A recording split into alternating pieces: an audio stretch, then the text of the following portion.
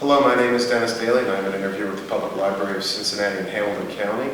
And today I have the great privilege to be talking with Mr. Mark Warren on May 29th, 2007.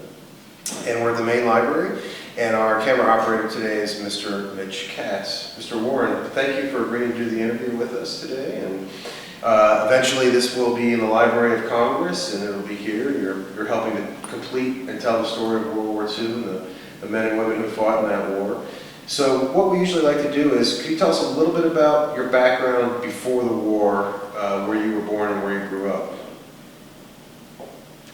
Yes, I was born in Cincinnati, in Carthage, in 1917, and I grew up mostly in there till I moved to St. Bernard. Okay. And I graduated from high school there. What high school did you graduate from? The St. Bernard Public High School. Okay. Yeah. And then shortly after that, then I got a job at the Procter & Gamble Company. And that had something to do with my getting into the Army too. Okay. This would have been, let's see, if you were born in 1917, you would have graduated high school in 1930. 36. 36? 36. So this was the heart of the Depression was still going on. Oh, yes. And you got a job right out of high school with Procter & Gamble? Yes, I did. I was lucky in St. Bernard. I happened to meet a man who got to know me pretty well. And he knew I was a friend of his daughter, and he knew me. He was a supervisor at Procter & Gamble, so they hired me. So I got a job right away. Excellent. Yeah. So you worked there. Now, did you work there until you entered the service? No, I worked there. In 1943, they had a man in Dallas, Texas, had to get into the military. So they asked if I wanted to move, and I had a family then, or I was married then. And they asked me if I would want to move to Dallas, Texas, and I thought, yeah, okay. So I moved to Dallas, Texas, with the Procter & Gamble Company. Okay. And being there,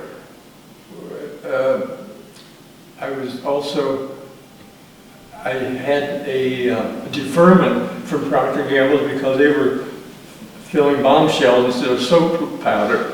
So I had this deferment. So that's a quick question I have. There's an interesting point you bring up, and I know that I've read about a lot of the industries like GM and everybody going over to war production. Was Procter & Gamble exclusively producing war production at that time, or were they still doing some soap? And do you know? This was just a small element. Okay. The massive things they do in cities all around the country. Sure. But it was down in Tennessee somewhere. It was strictly just for the shell loading. Put the gunpowder in the shells. Yeah, right. Now, did you actually do that? Did you move down there and work on the lines, filling the shells? No. I worked in the. Actually, what I was in the industrial engineering department. Okay. Though I wasn't in college at the time, I was a time and motion study engineer. Oh, okay. For Procter & Gamble. So that was my job. This was in Dallas? Please? This was in Dallas, Texas that you were doing? Yeah, well, I started in St. Bernard. They trained me a little bit in the factory to see what factory work was like. But the man that got me in there, he knew I should be promoted and blah, blah, blah stuff. But so then I gradually became trained as a time and motion study engineer that is finding out the best way to do a job, the most efficient way to do a job. And that's used for their inventories, and it's used for bonuses for the workers, and sort of has a definite purpose of measuring work is what it is. Okay. Okay. And how long were you in Dallas working on this project? Well, I moved down there. I was there for about 2 or 3 years, and then I had the deferment, then the deferment was stopped. So I moved back to Cincinnati. Oh, so the government actually said you're no longer deferred from the draft because you're working here? They made you eligible? Well, I don't know why I lost the deferment. So I came back to Cincinnati. By that time, my wife was pregnant, so I said, okay, I will, I don't exactly know how I worked this out, but I stayed long enough till his son was born. Okay. And then I know that I got a message that this deferment was replaced again, and when I come back to Dallas, Texas, and I didn't want to do it. Right. So then I kept the deferment long enough then until a baby was born. Okay. And then I went ahead and got into the military and got what I wanted. It was for the pilot training. So you volunteered, correct, sir? I volunteered. Okay. I gave up deferment. Okay, with the deferment volunteered, and you went into the Army Air Corps now. Could you explain a little bit about how that worked? Did you go down to the Army recruiting station and say, I just gave up my deferment, and I took a test. And the way they did it if you had a certain goal or a certain, when you took a test, if you were in a certain level, why then they would ask what you wanted to do. They asked me, and I said, I want to go in the Air Force and be a pilot. Okay. So actually, that was a time when they were then letting, in basic training then I went to, and then they did all the tests, and then I got classified definitely for pilot training. Okay. Then from there, from Amarillo, it was basic. Then I went to Arizona State Teachers College. So that was a period about 8 months before that I was in the training. In the pilot training program? In the pilot training program. I was getting ready to start in airplanes, which I wanted to do, but then... That's what I was going to ask. Did you ever get a chance to get up and fly in the pilot training? Okay. Because I was just ready for that phase, the flight training phase, which was actually a little airplane I soloed in earlier in Cincinnati. That's the ones they used. But then the cadet program at Arizona State Teachers College, which was a small teachers college, was eliminated because they needed crew members for the war in Europe. That was because they were losing so many guys over there and they needed to replace the crews. So they came in and told you that the whole training program. The whole cadet. So everybody went to gunnery school then. Did they choose gunnery school for you, or did you say? No, I was sent. I was part of the Air Force. Okay. It was USAAF, United States Army Air Force, and I went to gunnery school in Yuma, Arizona, and then that took quite a few months, and then finally on Thanksgiving Day in 43, I guess it was. I was on Queen Elizabeth going to Europe.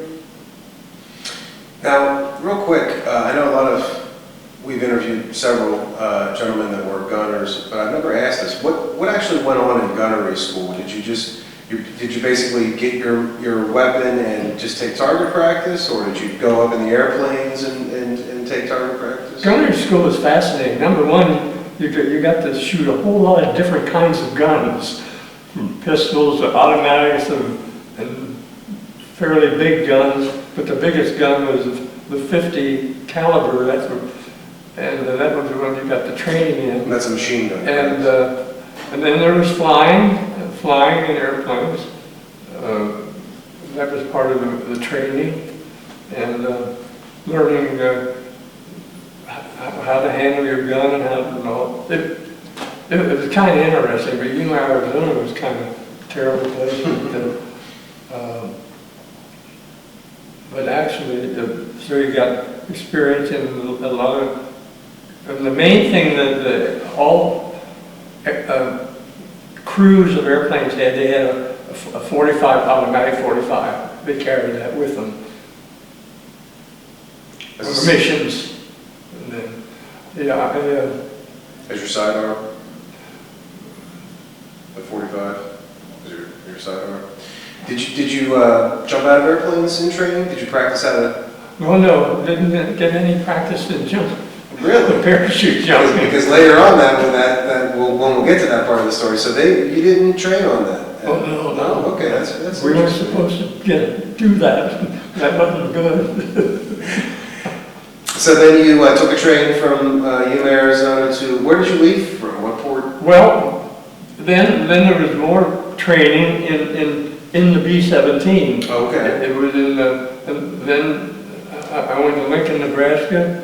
Then I went to Louisiana, went back to Lincoln, Nebraska. This was all training with a crew in the B-17. Okay. And then at a certain time, then was ready to leave for overseas. So there was flight training and it was the whole camping.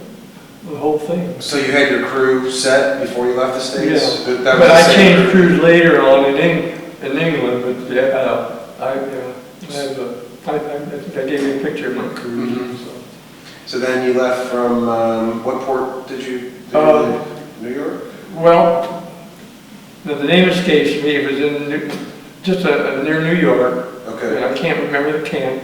It was just then waiting for the transportation when I was on the Queen Elizabeth, then, which was a troop ship. Yeah, big one. Yeah. Did you go convoy across? Were there other troop ships going with you across, do you remember, or were you just? No, the Queen Elizabeth took a lot of people. Okay. They even had people sleeping on decks. But, and that Wow, was about 5 days. In the North Atlantic, they slept out on the deck? Wow. Yeah, it was a rough ride because they couldn't use gyroscopes because that would, the submarines might hear them. But anyway, it was a rough trip, and it came to Scotland, where the main port was.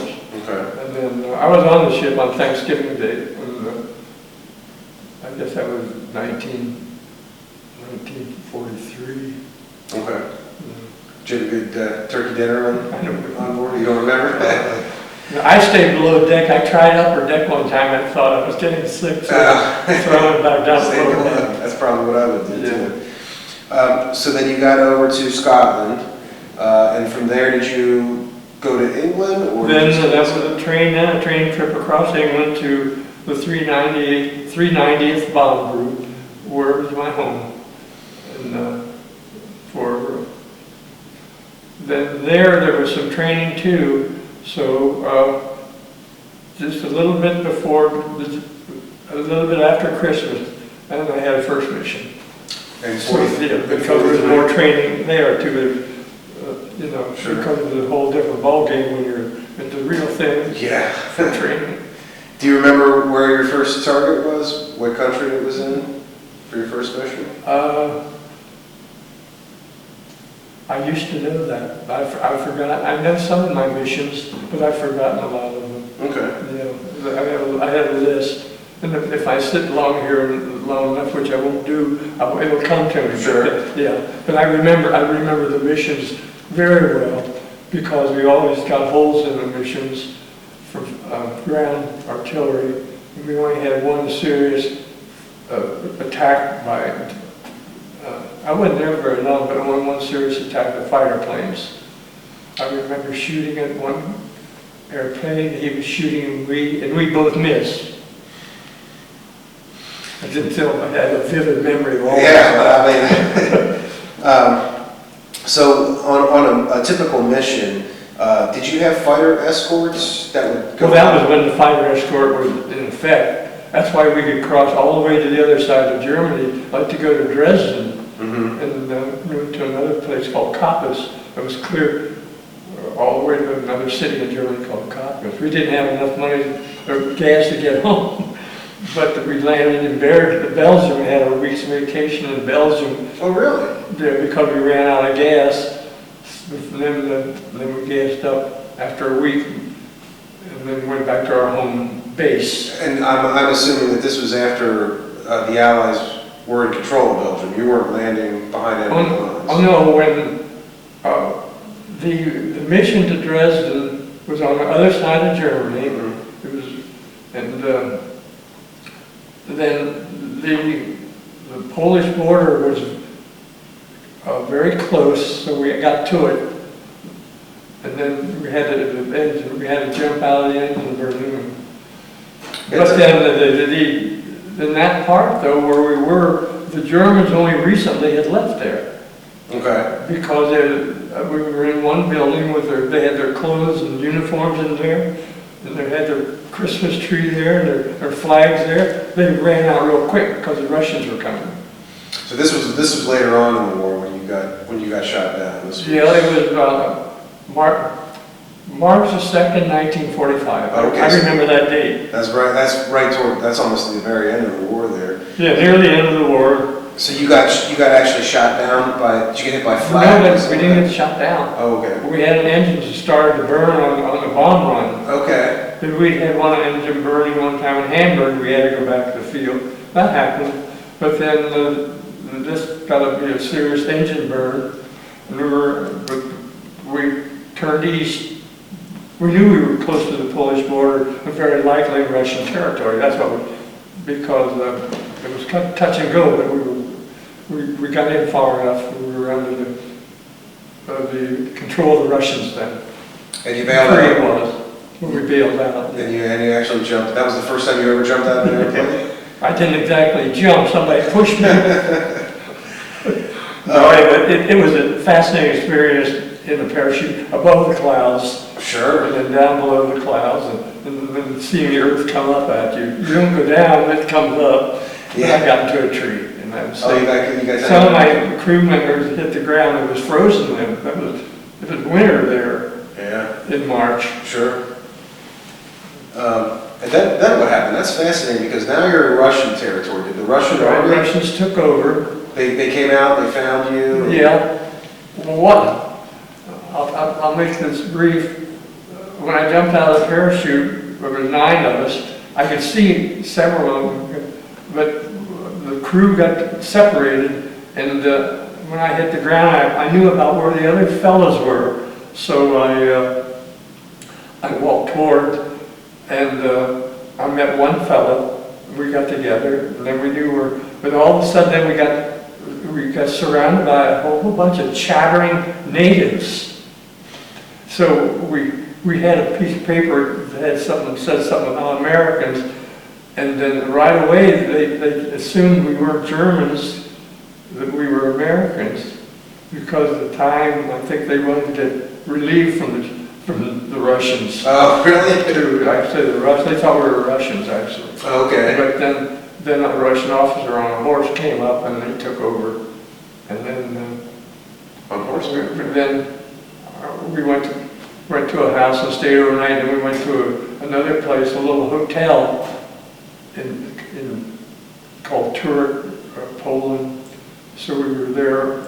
Then the crews got together there. We got all 9 members back together then in this little hotel. Okay. In Turek, Poland.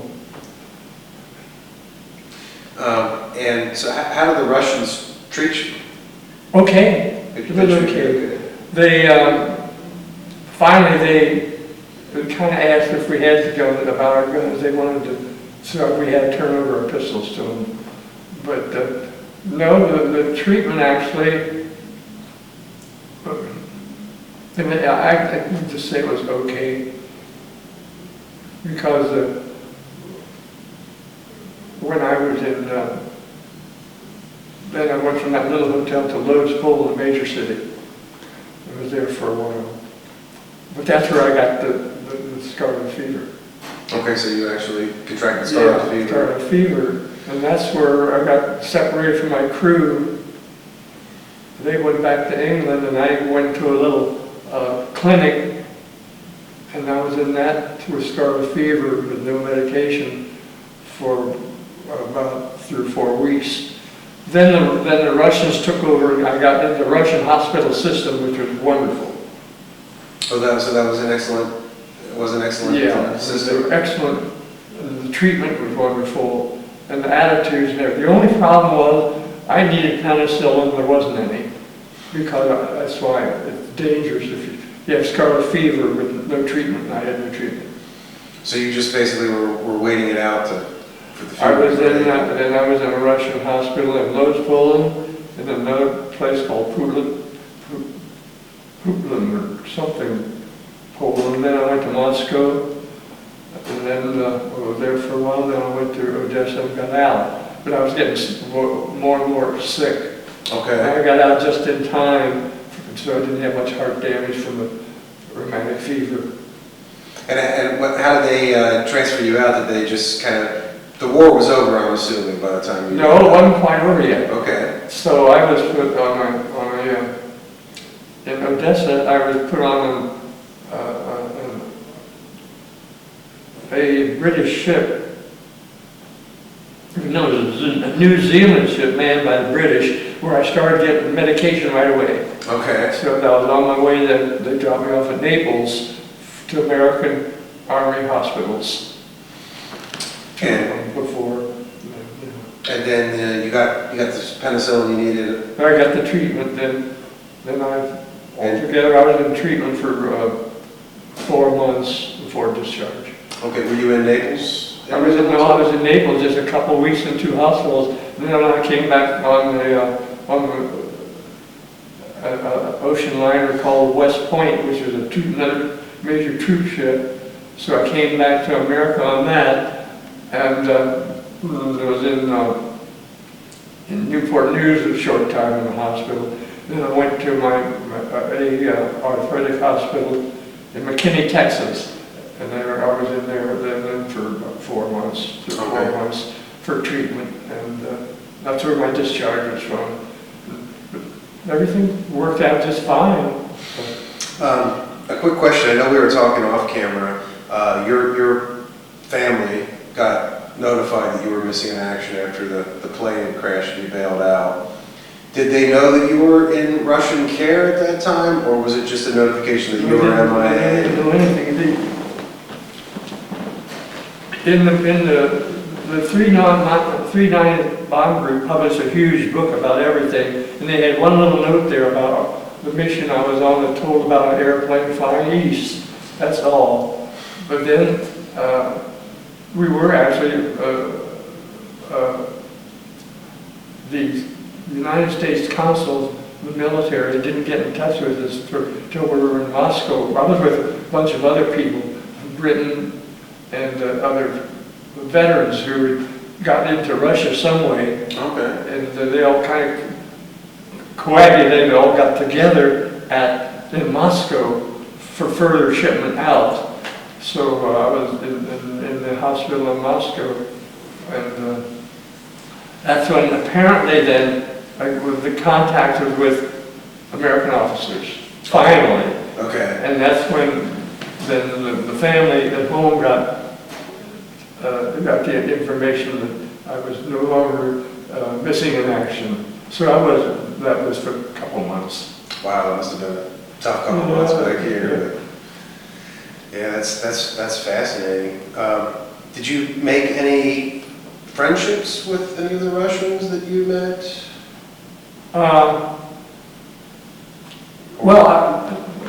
No, not friendships. I had a doctor who was a very good friend, actually. She was a captain, a medical doctor, a captain, taking care of several of us who were on the train then from Moscow to Odessa. Okay. She was a very sweet person, and she had a civilian Russian woman also was with us. So the care was excellent in the hospitals, and the attitudes of the people, and all the it was mostly women. There weren't many men around because Russian men were gone or dead. Yeah, they were off the front. And but I met a couple doctors who had been in America, women, and it was a very interesting experience, and I still enjoyed it. I was getting sicker and sicker, but I enjoyed it. But the whole thing was a good experience, really. I was just lucky to get out when I did. Sure. What kind of, I don't know if you noticed this or not, What did the country, what did Russia look like at that time? Because the war had been raging back and forth through there for 4 years at that point.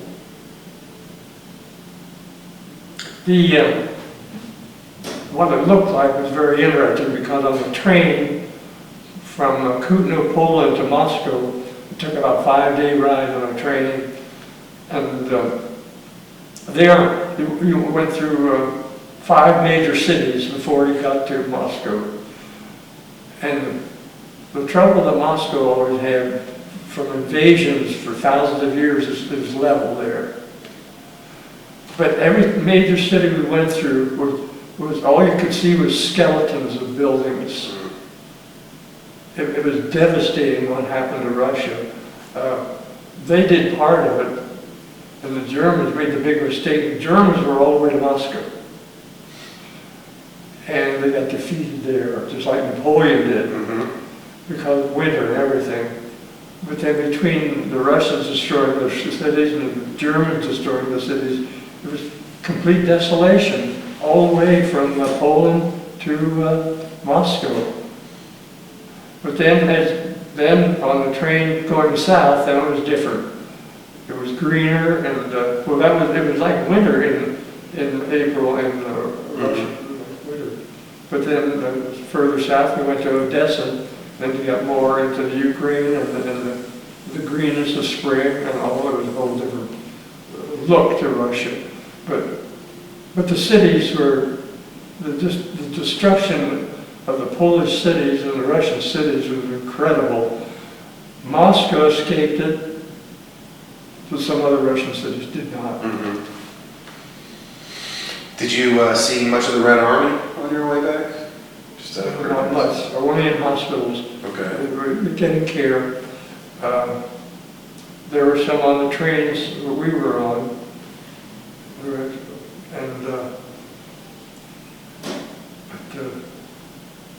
What about communication-wise? Did most Russians speak a little English, or did you have translators? In Moscow, a lot of the what was interesting, a lot of the people, mostly there again, it was mostly women. They wanted to show that they could speak English. Russians, people were very at a certain level of society, were very intelligent people, and they could speak English. So there wasn't much problem there, at least with your medical people that you were dealing with. They spoke English. Some could pretty well, but mostly it was on Moscow where the English was spoken. Okay. A lot.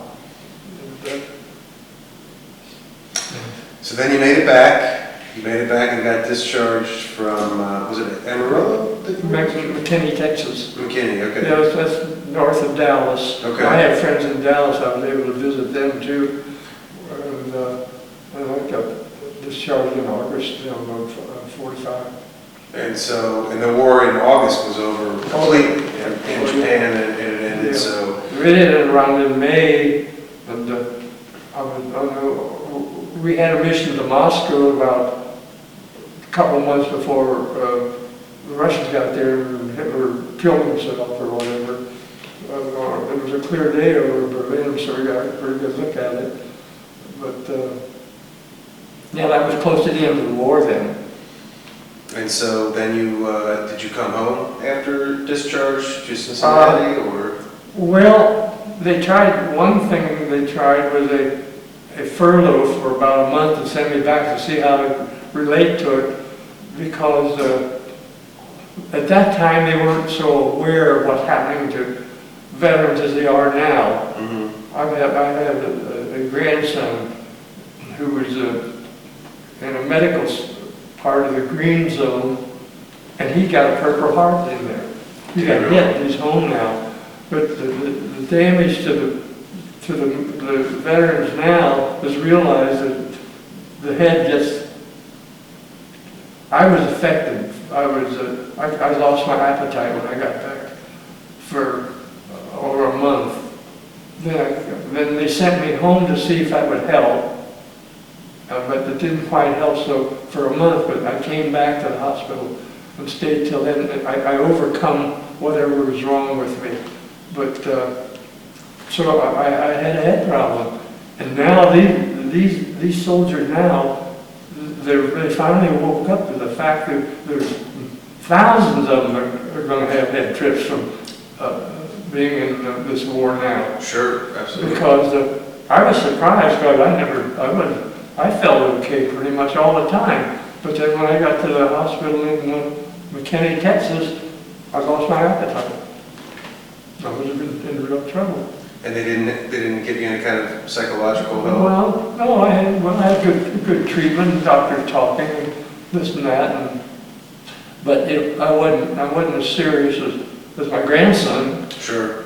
He's in really bad shape, but now, I pulled out of it pretty well. Got my life put back together pretty well here, back to Cincinnati. Excellent. So is there anything else from your experience during the war that you can think about that you'd like to convey, talk about? But I was looking for adventure and I got it. Sounds like it. You got to see both I fronts. really didn't mind. I don't know, the missions are scary and you get sort of exhausted after a while. But we were lucky in the Air Force. It wasn't like being on the ground in Vietnam, because we had a warm bed with 3 meals a day. And of course we didn't have any doctors up there if you got hit. But we always had holes in the airplane. Always got hit a little bit with flak? Oh yeah, Every time out. on the mission. But my field got hit by fighter planes and we lost 9 airplanes, which was 81 men. I watched them go down. Mm. That was only one awful mission that was on. That was one mission, you lost 9 airplanes? That's one, yeah. I just watched it out of my window. That's the one that my airplane got attacked too, but only one run. But seeing that, it was just dreadful. Our field was like we shut down for a couple of weeks.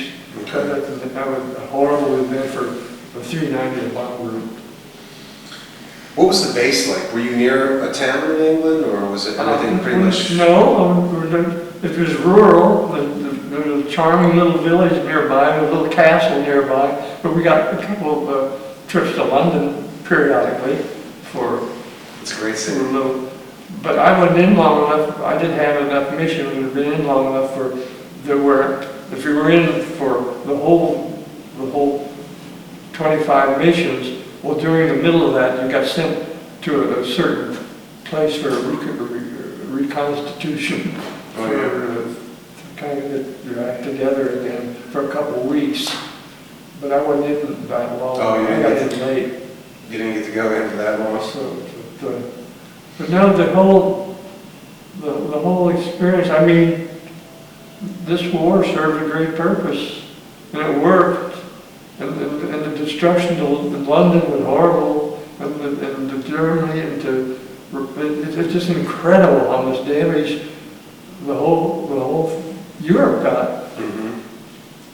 There was London, we were going past it, it would be lights out, and you could hear these rockets hitting London every year on pass, actually. So the war was there. Yeah. But the British people were pretty strong. Sure, absolutely. They I don't know persevered. I don't know what we could do if we'd had that here, but we had bad enough here with the World Trade Center. Yeah. People are still scared of that, and so am I. Sure. But I'm glad I went into the service. I'm not glad I guess I better not say that, because my grandson wanted to know what to do. I suggested I like the military. I had a son in the military in Vietnam. I had 2 uncles in World War I, so I liked the military. And I liked my service. It was a great thing you did for the world, great thing that you did for us, generations that came. Well, it had to be done, World War II had to be done, obviously, what the van did to us. Sure. And the Germans were... War is something human beings have been in for some reason ever since they came on Earth. Now I'd like to know why. I don't know either. I don't know. Do you think we get smart enough to figure it out? But No, I think a lot about existence, because right now I'm not going to have much more existence, but I'm very satisfied with being American, that's for sure. sure. I just want this war to get over with. Sure. Yes. Well, sir, we thank you for your time here today, and thank you again for your service to the country. Thank It's you. an honor meeting you, and